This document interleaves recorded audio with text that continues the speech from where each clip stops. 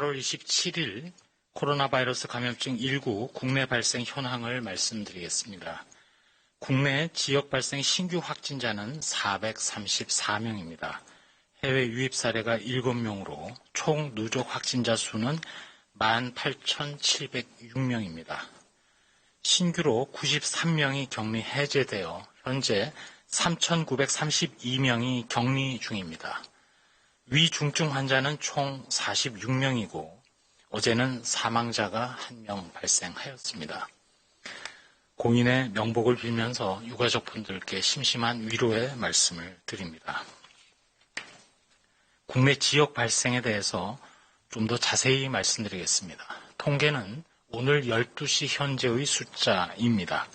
일부 집계 시점에 따라서 상이할 수 있음을 미리 양해해 드립니다. 우선 서울특별시 성북구 사랑제일교회와 관련해서 접촉자 조사 중 26명이 추가로 확진되었습니다. 총 959명의 확진자가 발견되었습니다. 현재까지 사랑제일교회와 관련해서 2차 이상의 추가 전파로 인한 확진자가 발생한 장소는 총 23개소입니다. 이들 장소에서 2차 전파 이상의 확진자 140명이 발생하였습니다. 전체적으로는 추가 확산을 막기 위해서 총 186개 장소에 대한 역학조사 및 전파 차단 조치 등을 진행하고 있습니다. 다음으로는 지난 8월 15일 서울의 도심 집회와 관련하여 조사 중 54명이 추가로 확진됨으로써 현재까지 총 273명의 누적 확진자가 발견되었습니다. 특별히 이 중에서도 수도권이 161명, 비수도권이 112명인데 광주광역시 성림침례교회에서는 8월 24일 첫 확진자가 발생한 후에 접촉자 조사 중 30명이 추가로 확진되어 현재까지 총 누적 확진자가 31명입니다. 역학조사를 진행한 결과 지표 환자가 이 8.15 서울 도심 집회에 참석한 다음 8월 18일에 임상 증상이 발견되었음이 발견되었습니다. 8월 18일 임상 증상 발현 전에 8월 16일 두 차례의 예배 참석, 그리고 8월 19일에도 한 차례 예배에 참석한 것으로 파악이 되어 이를 통해서 전파된 것으로 추정을 하고 있습니다. 저희 중앙방역대책본부에서는 서울의 8.15 도심 집회와 관련하여 광주, 부산 지역 등 전국적으로 13개 시도에 걸쳐서 확진자가 발생하고 있고 이를 통한 감염 확산이 매우 우려되는 바 추가 전파를 막기 위해서 지금이라도 8.15 서울 도심 집회에 참석하신 분들은 집회 종류 및 증상 유무와 관계없이 신속하게 선별진료소를 방문하셔서 코로나19 검사를 받으실 것을 거듭 요청드립니다. 다음으로 서울 관악구 무한그룹 관련하여 9명이 추가 확진돼서 총 56명의 환자가 발견되었습니다. 또한 구로구 아파트와 관련해서 지난 8월 23일 첫 확진자가 발생한 후 가족 및 가족의 직장 내의 접촉자를 조사하는 과정에서 총 22명이 추가로 확진되었습니다. 특별히 가족의 거주 아파트 내에 추가 확진자 5명이 확인되어 현재까지 누적 확진자는 총 28명이며 현재 감염 경로에 대한 조사 그리고 접촉자에 대한 검사가 진행되고 있습니다. 역시 서울 은평구 미용실과 관련하여 헤어콕 연신내점입니다. 8월 22일 첫 확진자가 발생한 후 접촉자 조사 중 8명이 추가 확진됨으로써 총 9명이 발견되었습니다. 경기도 안양 군포 지역의 지인 모임과 관련해서 8월 20일 첫 확진자가 발생한 후 접촉자를 조사하는 과정에서 16명이 추가 확진되어 17명의 총 누적 확진자가 발견되었습니다.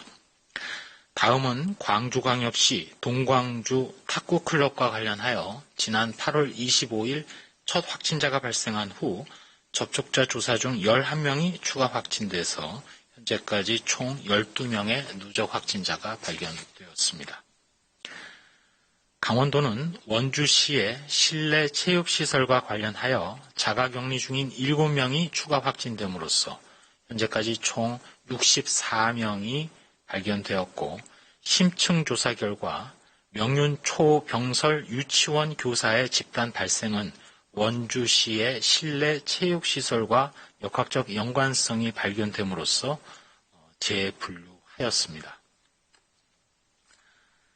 위중증 환자 현황을 다시 한번 잠깐 말씀드리면 오늘 현재 위중증 환자는 총 46명이며 연령별로는 60대 이상이 37명으로 80.4%를 차지하고 있습니다.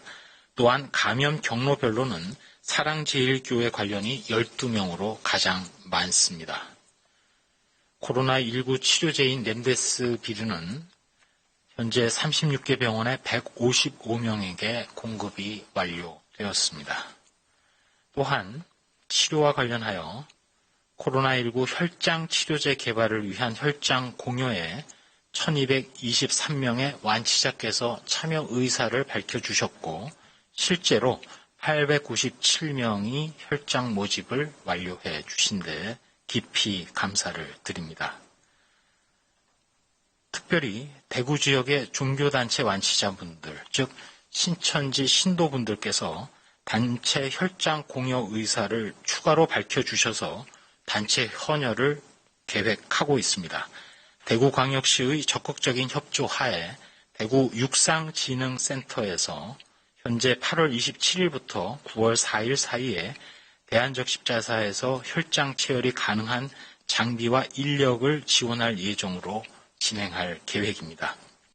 단체 헌혈이 가능하도록 장소를 제공해 주신 대구광역시에도 감사를 드리고 다시 한번 혈장 공여에 참여 의사를 밝혀주신 대구 지역 종교단체 완치자분들, 구체적으로 신천지 신도분들께도 감사를 드립니다.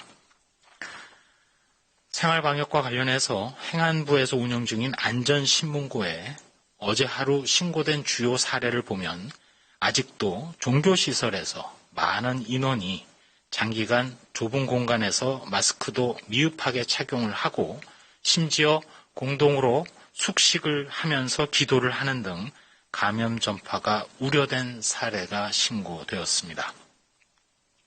또한 일부 콜센터에서도 밀폐된 공간에서 수십 명이 마스크를 착용하지 않은 채 근무함으로써 감염이 우려된다는 신고가 들어왔습니다.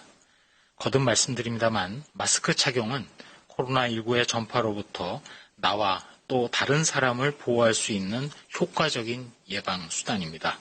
외출 시 반드시 마스크를 착용하셔야 하고 착용도 제대로 해주시기 바랍니다. 입과 코를 완전히 가리고 마스크 표면은 최대한 만지지 않으셔야 합니다. 음식을 드시거나 음료를 마실 때에는 불가피한 경우를 제외하고는 그 이외에는 항상 마스크를 착용해 주실 것을 거듭 요청드립니다. 마지막으로 한 말씀 올리도록 하겠습니다. 오늘 국내 신규 발생 환자 규모가 434명입니다. 이번 수도권 유행 과정에서 최대 규모를 나타내고 있습니다.